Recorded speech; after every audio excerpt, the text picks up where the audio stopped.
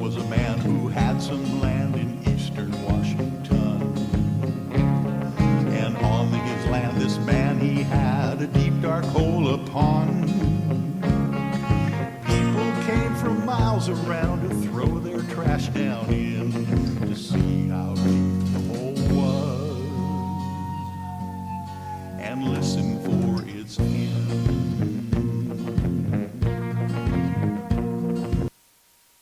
You're listening to my friend Gary Anderson on Night Dreams Talk Radio, the best in paranormal radio. Please check out the Night Dreams Talk Radio website at www.nightdreamstalkradio.com. Also, if you want to keep our show free of advertising, just hit the donate button. Give a buck or two. Remember, all prior shows are always free to listen to. We at Night Dreams Talk Radio thank you for your support. Now, back in time to a great past show on Night Dreams Radio.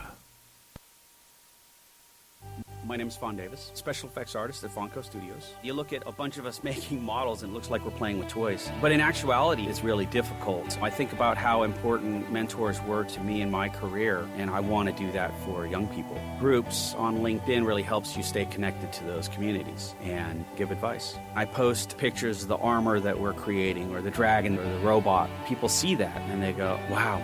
Learn from others with LinkedIn groups. Whatever you're in it for, we're in it together.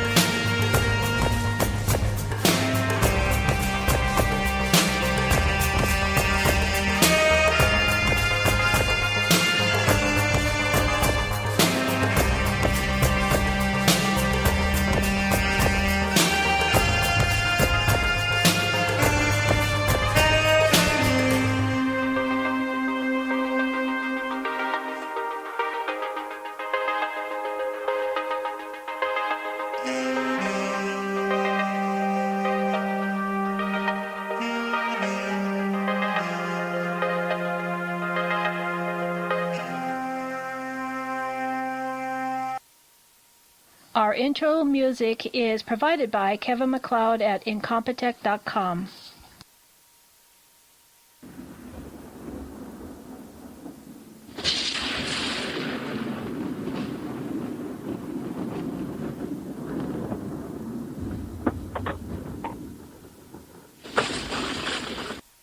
For the best in paranormal talk radio, you're listening to Night Dreams Talk Radio with Gary.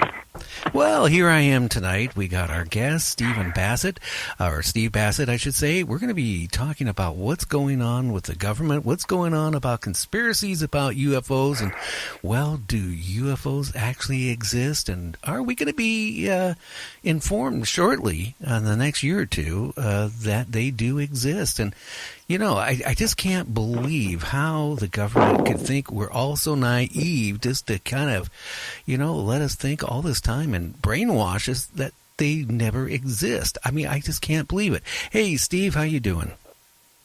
I'm doing just fine.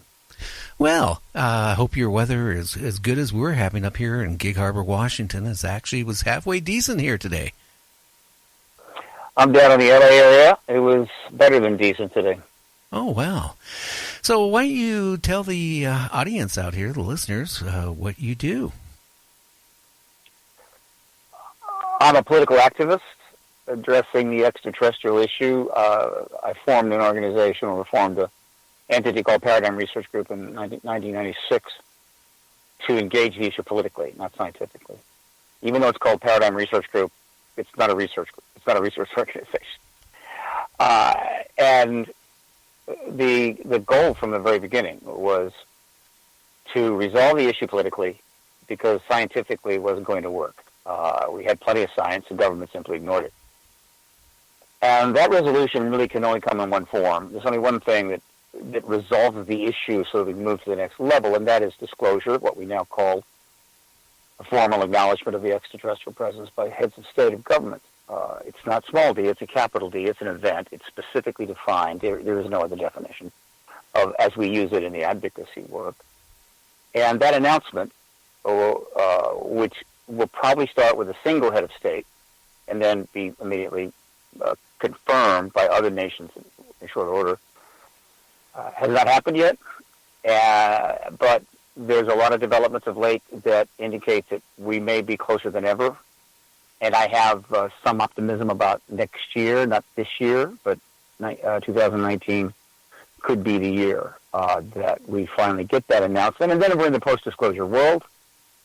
And Lord knows, we could talk for days about what could happen then. Yeah, I'm just wondering how long, the government expects us to be so naive, not just our government, but all the governments. I mean, I do know like countries like Brazil and Russia are a lot more open to their public, to their citizens about UFOs. And I know like in Russia, if I read it right, they report, the news media reports sightings of UFOs. The American media does the same. The other countries have made contributions, released files. Some of the militaries have worked with, quote, UFO researchers. It's not about UFOs. I avoid the term as much as possible. It's about extraterrestrials. But the United States initiated the truth embargo. It was the originator of it and the principal maintainer. Its allies went along with it. Post-World War II, no surprises there. And it's a legal policy for national security reasons. It's not that they think we're naive. They know we're not, but they had to contain this issue in the early days. They didn't know it was coming. Many of our military intelligence people, the top people after World War II, assumed there would be a third world war because that's what we do, hold wars, and world wars were becoming quite popular. And it would be nuclear. So they really had a serious dilemma. And in the middle of all this, ETs escalate their activity and become much more visible, and there are sightings everywhere. And then we have a crash vehicle in Roswell, and they got that.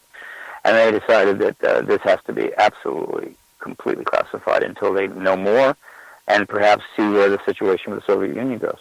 What happened is that we didn't have a nuclear third world war, which means not yet. Now, hey, Stephen, I don't want to interrupt you. What are you on a record phone? Or are you going through a microphone or something? Because you're coming through. I'm sorry. My microphone, which it slipped underneath my chin. I think you'll find it's better now. A little bit. Better? A little bit. You're still a little bit distorted, but not like you were. You were getting pretty bad there for a while. Yeah, forgive me. Yeah, the old mic just slipped underneath there. What they didn't know and couldn't have known was we were going to have what we now know as a Cold War based on mutual assured destruction. It would last for 44 years. It would involve ultimately 8 nations. And at the peak around mid-1980, there was something like 86,000 nuclear weapons, enough to completely destroy humanity many times over. So the idea that the ET presence would just be tossed out there while we were dealing with potentially annihilation in minutes, should there be a launch of weapons, was simply not going to happen. And so the truth embargo, which they maintained very, very effectively, by 1991 was institutionalized, meaning everybody just went along with it. It was what you did. Nothing shocking about that. There's a huge number of things in our society which are institutionalized, and we just go along with them, like stopping at stop signs. Oh, yeah. You don't need to get reminded every day by the government you need to stop at that stop sign. You just do it. And that made a problem, because after the Cold War ended, undoing that embargo was not going to be easy. It needed just the right circumstances. And over the last 27 years, those circumstances have not come together yet. It's been a very complicated 27 years, though we haven't had another world war. We had plenty of other wars, of course. And so that's a very short explanation of why this embargo is still in place. It's extremely complicated. I know people want to reduce it to some simple ideas and explanations. It's not simple. But I appreciate that because other people have lives to lead. All I have to do is follow and deal with this issue 24/7. Well, you know what I thought was really strange and I maybe got this wrong, but if I remember right, when we had the Secretary of the Air Force addressing, the cadets recently, I could take it several different ways, but he mentioned that we won't have another ground war. We won't have another world war. The next major war is going to be out in outer space. And you can sit there and take that so many different ways.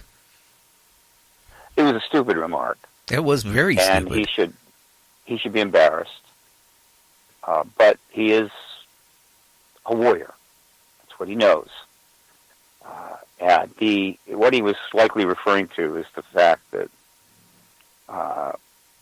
the advanced countries like the United States, China, Russia, and so forth, are increasingly dependent upon space-based communications and so forth.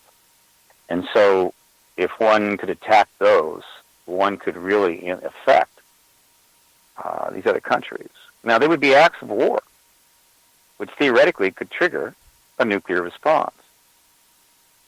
So him talking about the next war is going to be in space is simple-minded saber-rattling. And I think he did it at a commencement address. Was it a commencement address for the cadets? class? Yeah, for the cadets, yes. Well, I hope he regrets it. And that's not what we need. There are many ways we could have the next war. It could be in space. It could be in China. It could be a nuclear exchange. It could be anything. He's talking big wars because we always have small wars going on all the time. Yeah, like 24/7. There's been a war going on constantly in this world every day, as far as I know, going all the way back to World War II. I don't think we've ever gone a year where there wasn't a war in the world, and often there may be 2, 3, 4. There have been a couple of major proxy wars, naturally.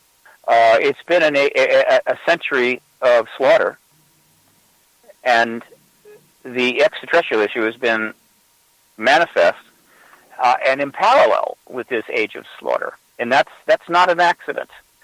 There is a connection between the two. Again, one has to be circumspect when they hear remarks like that. I don't know what the next war is going to be. If we're lucky, we'll never have another next war, but right now the focus is on getting disclosure, and hopefully that will change things. Well, I know you for many years have, been working your butt off to try, get the government to, release information. And I take it they just, stonewall you and everything else that they could ever do? I don't think of it as me against the government. I've been an advocate pursuing disclosure and trying to facilitate and help create a situation. They're stonewalling everybody, not just me. Their position is that there is no evidence that the phenomenon is that there is an extraterrestrial presence. There clearly are UFOs, but that's a tautology. Anything in the sky you can't identify as a UFO. So that's in term UFO needs to go as well. It's useless. It was a propaganda term from the beginning, and it's absurd. That's why you're seeing people try to use the term a UAP. It's not as fun to use because it doesn't end in a vowel. You can't attach things to it. Unidentified, and some people say unexplained aerial phenomena is a better term. But in fact, it is an explained phenomena, meaning that some of these sightings are in fact extraterrestrial craft filled with extraterrestrials, which is a pretty big deal. Yeah. Now I hate to say it again. You're starting to distort again. But that's really. Yeah. Okay. Yeah. I'm trying here. Go up here. But I've had. Go ahead. Yeah. Good.